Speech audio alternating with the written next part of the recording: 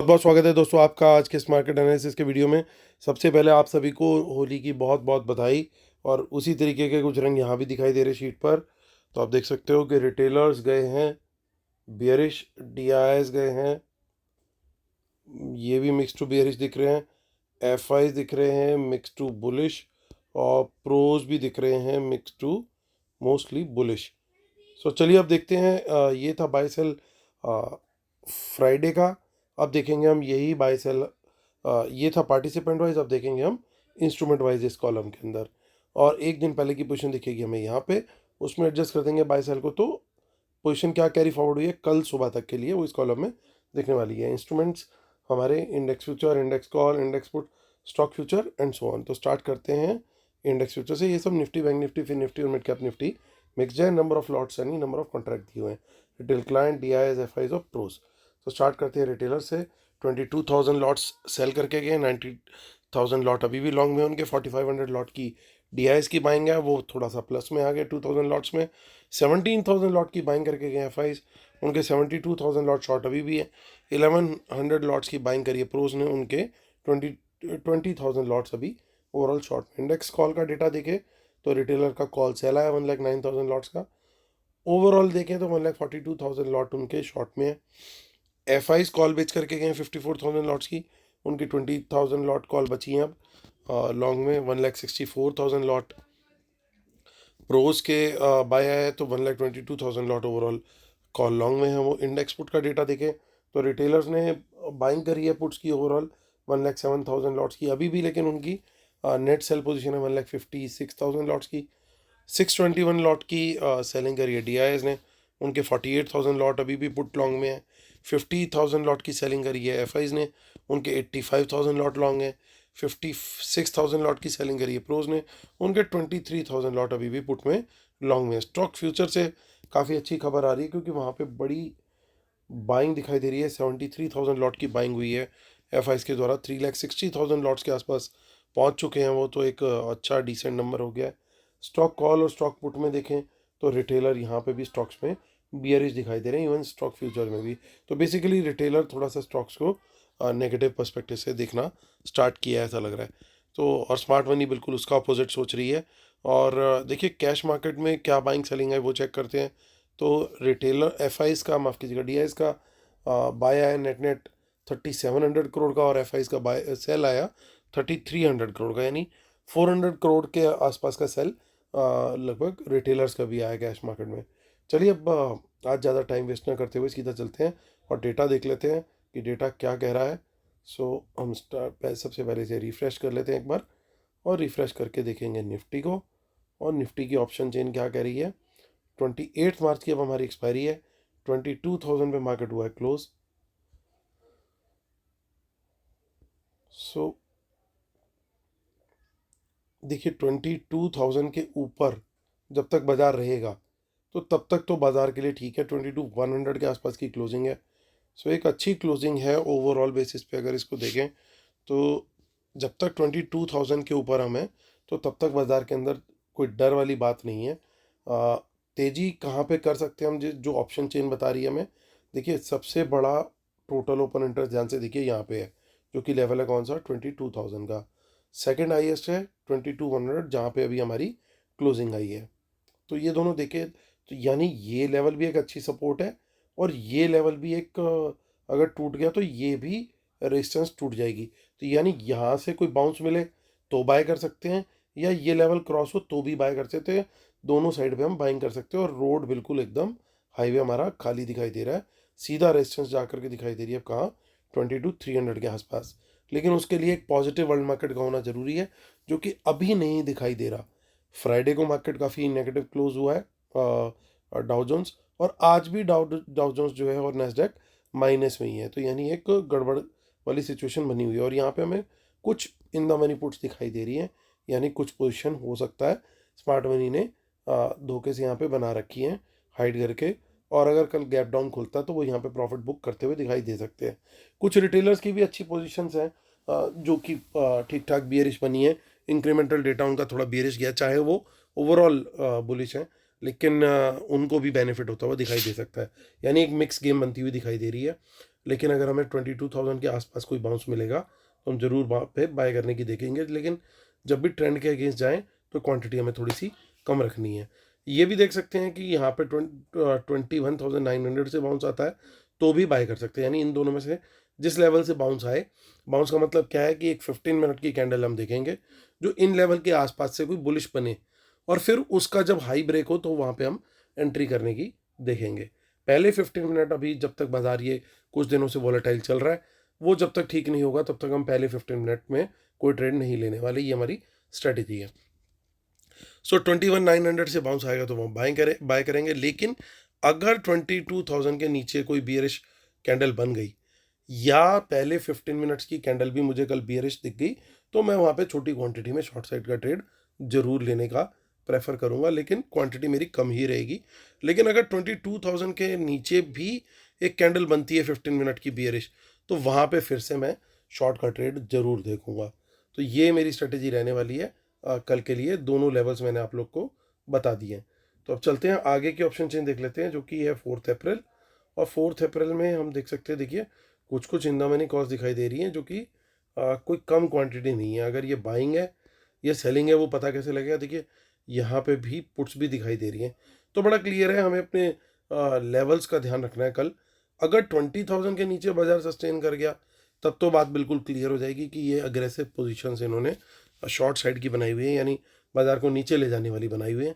लेकिन जब तक बाजार 22,000 के ऊपर है, इस लेवल के ऊपर है, तब तक बुल्स की ग्रिप जो है वो रहेगी, ऐसा मुझे लगता है। आगे की और ऑप्शन चेन देख लेते हैं हम फटाफट। 4 अप्रैल के बाद आ गया 25 अप्रैल। तो कुछ थोड़ी बहुत पोजीशन दिखाई दे रही है, ऐसा ज़्यादा कुछ खास नहीं है। चलिए आप चलते हैं बैंक निफ्टी की तरफ। 27 मार्च की एक्सपायरी है इसकी।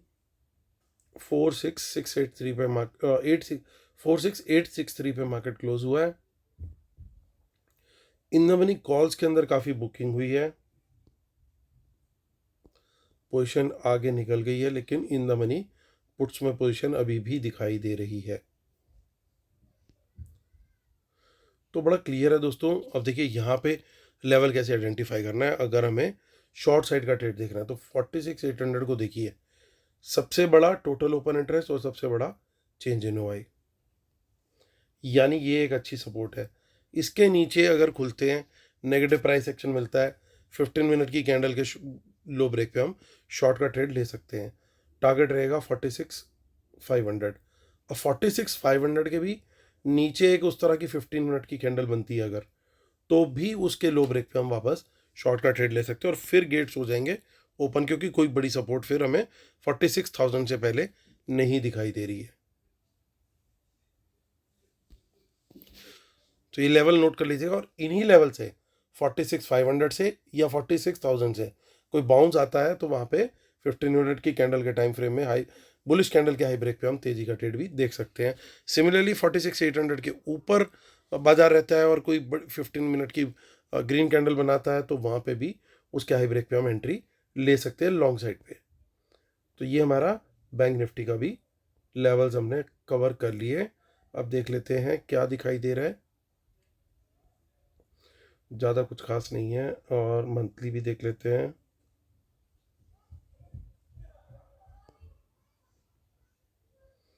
वहाँ पे तो कुछ खास ज़्यादा नहीं दिख रहा हमें।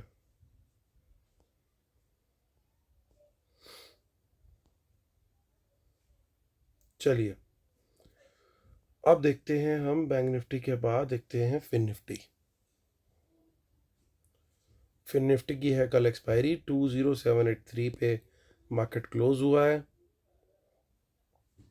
देखिए काफ़ी कॉल्स के अंदर यहाँ पे अनवाइंडिंग देखने को मिल रही है। ये एक थोड़ा सा ऐसा लगता है कि जैसे प्रॉफिट बुक करके यहाँ से पोजीशन से निकला गया हो। अब देखिए यहाँ पे रेजिस्टेंस कहाँ पे है, 800 पे दिख रही है, 850 पे दिख रही है, 900 पे भी दिख रही है, और 950 पे भी दिख रही है। देखिए ये 4 लेवल पे हमें रेजिस्टेंस दिखाई दे रही है, यानी हर लेवल पे थोड़ी थोड़ी थोड़ी। अब इसके कंपैरिजन में हम लोग पुट साइड पे भी देख लेते हैं। तो 800 पे तो अच्छी खासी है, लेकिन उसके बाद के लेवल्स पे थोड़ी डाइल्यूट हो रही है, हालांकि हल्की हल्की स्ट्रेंथ ज़्यादा है पुट साइड पे। तो ये एक थोड़ा सा हो सकता है कल फिन निफ्टी एक बार खुलने के बाद थोड़ा सा साइडवेज चला जाए कल, क्योंकि एक्सपायरी है और दोनों तरफ ऐसे लग रहा है कि इस रेंज में रखने की कोशिश करेंगे बाज़ार को वो। और मेरी प्रेफरेंस थोड़ी कम रहेगी कल फिन निफ्टी को ट्रेड करने में, क्योंकि दोनों तरफ लगभग बराबर की राइटिंग है। अब एक बार को ये ज़रूर हो जाएगा कि बाज़ार अगर कल गैप डाउन खुल गया तो एडवांटेज तो बियर्स को आ ही जाएगा, लेकिन फिर भी क्योंकि कॉल राइटिंग के साथ पुट राइटिंग भी है तो कहीं ना कहीं बाज़ार को संभालने की कोशिश भी करेंगे वो। तो वहाँ पे अगर हमें कहीं कोई स्ट्रॉन्ग बाउंस मिलता है, एटलीस्ट 700 के लेवल से मिल जाए तो बढ़िया है, या 600 से मिल जाए तो भी ठीक है, तो वहाँ पे हम थोड़ी क्वांटिटी में बाय करके चल सकते हैं। बट इन्हीं लेवल के नीचे अगर हमें ब्रेकडाउन मिलता है तो 700 के नीचे या 600 के नीचे, तो वहाँ पे हम शॉर्ट का ट्रेड डेफिनेटली देख सकते हैं। देख लेते हैं मिड कैप निफ्टी, और वही 15 मिनट की कैंडल का टाइम फ्रेम हम पकड़ सकते हैं। अग्रेसिव प्लेयर फिन निफ्टी में 10 मिनट्स की कैंडल भी पकड़ सकते हैं। सो मिड कैप निफ्टी में 10417 पे मार्केट क्लोज हुआ है। और देखिए कॉल्स यहाँ पे ठीक ठाक दिखाई दे रही हैं जो राइट हुई हैं। सो जो ढंग की तेज़ी मुझे लग रहा है दोस्तों वो आएगी 425 के बाद। उसके बाद देखिए तेज़ी से घटनी शुरू हो रही है, और 450 के बाद ये स्पीड और पकड़ लेगी। तो क्वांटिटी हम बढ़ा के ट्रेड कर सकते हैं। अगर 450 के ऊपर निकलता है तो तेज़ी का ट्रेड थोड़ा क्वांटिटी बढ़ा के भी कर सकते हैं।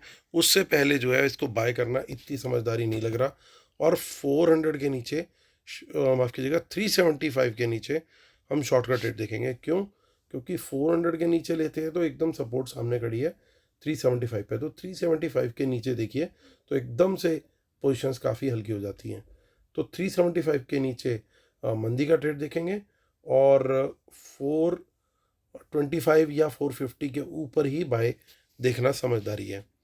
तो चलिए ये हमारे लेवल्स बन गए हैं। अब चलते हैं अपनी शीट पे वापस और डिस्क्लेमर रूल्स पढ़ लेंगे जिसके बिना अपने सेटअप को कंप्लीट नहीं मानते। और जिन लोगों ने अभी तक फ्री टेलीग्राम चैनल हमारा नहीं ज्वाइन किया है, ज़रूर ज्वाइन कर लीजिए। इसी वीडियो के डिस्क्रिप्शन में लिंक दिया हुआ है, आप उसे क्लिक करके ज्वाइन कर सकते हैं। अगर कोई टेक्निकल इशू आता है, आपको ज्वाइन करने में कोई एरर आ रही है, या कोई भी इशू आप किसी वजह से ज्वाइन नहीं कर पा रहे, तो मेरे टीम मेंबर्स के नंबर भी इसी वीडियो के डिस्क्रिप्शन में दिए हुए हैं। नीचे वीडियो के आप देखेंगे तो एक वहाँ पे मोर करके लिखा होता है, उसको क्लिक करेंगे तो पूरा डिस्क्रिप्शन वहाँ पे वीडियो का खुल जाता है, और वहाँ पे आपको सारी चीज़ें मिलेंगी।